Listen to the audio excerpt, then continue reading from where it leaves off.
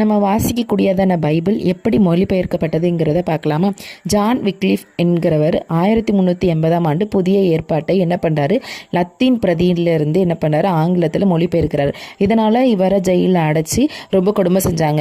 அப்புறம் அவர் உடம்பு சரியில்லாமல் 1384ஆம் ஆண்டு டிசம்பர் மாதம் 31 இறந்துட்டாங்க.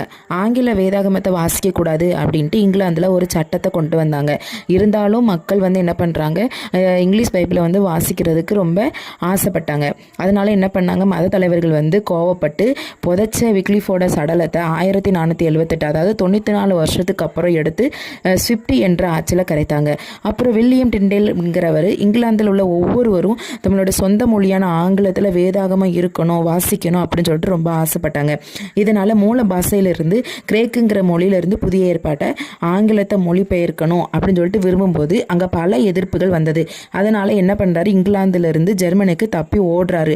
ஓடின உடனே தன்னோட மொழிபெயர்ப்பு பணியை மறுபடியும் ஸ்டார்ட் பண்ண உடனே 1525 ஆங்கில மொழியில் என்ன பண்ணுறாரு, புதிய ஏற்பாட்டை ஜெர்மன் நாட்டில் வெளியிடுறாரு. இதனால என்ன பண்ணுறோம், ஆங்கில வேதாகமத்தை தந்தை என கூறுகிறோம். ஆங்கில வேதாகம் இங்கிலாந்தில் நுழையக்கூடாது என்று அந்த மத தலைவர்கள் எதிர்த்தாங்க. இவர் என்ன பண்ணுறாரு, ரகசியமாக இங்கிலாந்துக்கு புதிய ஏற்பாட்டை அனுப்புறதுக்கு சில வியாபாரிகளை என்ன பண்ணுறாங்க, ஏற்படுத்துகிறாங்க. அவங்களும் உதவுனாங்க.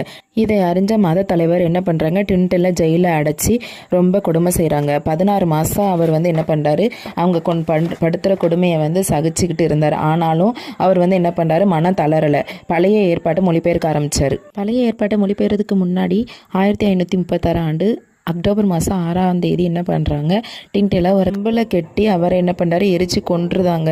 இதே போல தான் நம்ம தேசத்துலையும் பல தியாகிகள் நமக்காக வேதத்தை கொண்டு வந்தாங்க. நாமளும் தேவனுக்கு பயந்தோட வேதத்தை நேசிப்போமாக.